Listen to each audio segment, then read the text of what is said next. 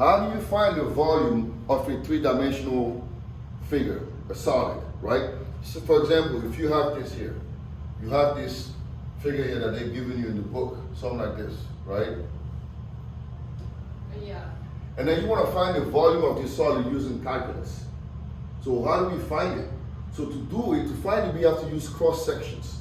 Okay, little cross sections, and then we're gonna revolve them. We're gonna turn them around until we find the entire volume, right? So if I get a cross section here, okay, I get a cross section here. So this is going to be your cross section that you're gonna use. And you're gonna revolve this section. Basically, what you're gonna do is you're gonna take this, you're gonna turn it, revolve it, revolve it, revolve it, revolve it, revolve it, right? Revolve this, and when you revolve it, you're gonna form the entire solid. And when that happens, you can find the volume of the solid. Basically, now this cross section is usually a right circular cylinder. So this is what is called a solid disc. So basically what you have is you have pretty much something like this. You're forming some kind of a cylinder, right?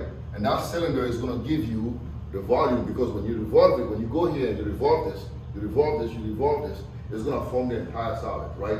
The radius is gonna change as you go, but eventually you're gonna get the entire picture, okay? So now this is going to be pretty much your height, and this is going to be your radius, right? R. So what is the volume of a cylinder? The volume of a cylinder is what? Pi r squared h, right? Pi r squared h.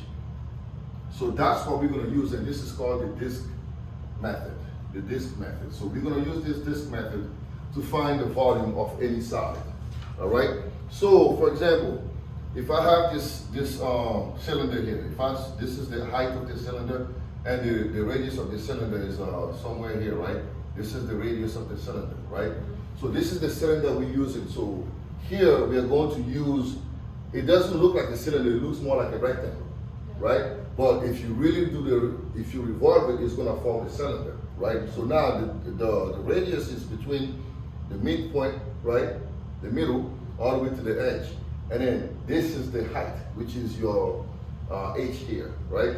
So now when we have a figure like this, instead of doing all of that, right, we're just going to use a rectangle here, and we know that if we revolve this, it's going to give us an entire solid, right? It could be something like this. But we use just a little cross section to find the volume. So this is the whole gist of this section here. So let's say if I have this figure and I wanted to find the volume, right? So what I'm going to do is this. I'm going to say this is my what? This is my, this is the function, right? And this is the radius. And we're just going to get V equals the antiderivative, right, of A to B, whatever the corners are, of pi times r squared times dx. This is your dx, okay? And this is how we use the disk method. This is dx would be your height, and then r is right here. Oh, dx is dx, the height, okay? So now, all we have to do now from here is find what this is, and then we can solve it. So if you go to your sheet, right? Let's go to your sheet, and we're gonna do an example, and that will make sense to you. So let's see what you have.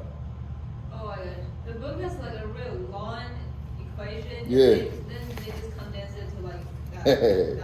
Yeah, that's pretty much all we're doing. So let me see if I can show you one example here. So let's say we have this. Let me give you a figure, right? Let me erase this real quick.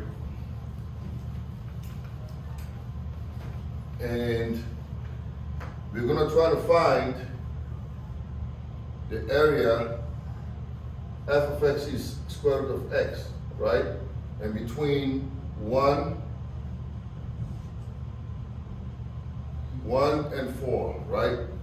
And they want you to find the volume of this region. You want to find the volume of this region by revolving it. You want to revolve this, okay? So basically you want to find this volume by revolving this around the x-axis. So you're taking this and you revolve it around the x-axis. But how can you choose the little rectangle? Oh, you can choose it anywhere you want, right? I can choose it right here. It doesn't matter where I choose it, because at the end of the day, I'm going to cover the entire surface. I'm gonna call the entire volume, right? I'm revolving this. So look, if I revolve this, it's gonna give me a figure like what? It's gonna give me this eventually. And this is I'm trying to find the volume of this. But I'm gonna use a rectangle because either way, even if I pick it here, I pick it here, I pick it here, I'm gonna cover the entire space. Okay. You see what I'm saying? So now we just need to figure out what this is. So let's say we choose this here, right? So this is, again, this is our radius, right? This is gonna be Rx, our radius. So to find the volume, we're just gonna go 1 to 4, right? Pi times what? Rx squared, which is the function square, dx. That's all we do. Okay. And then we know how to find this. We know what's the what's the Rx squared will just be x, Yeah. right? So we pi 1/4 x dx, and we know what to do here. Okay, so it's going to be pi times what? X squared over 2 between 4 and 1. Yeah. Okay, so all you're doing is just finding the rectangle, and then figuring out what your radius is always going to be the curve anyway, and dx is just we just use it to find it. We just going to put it in the volume formula and then find it. Okay, so that's just that. Okay, we also have what you call the washer method. The washer, we're going to talk about it tomorrow. Because usually when the volume, that when the disc has a hole in it, that's when you use the washer. But pretty much this is it. But this page is about this, right? Yeah.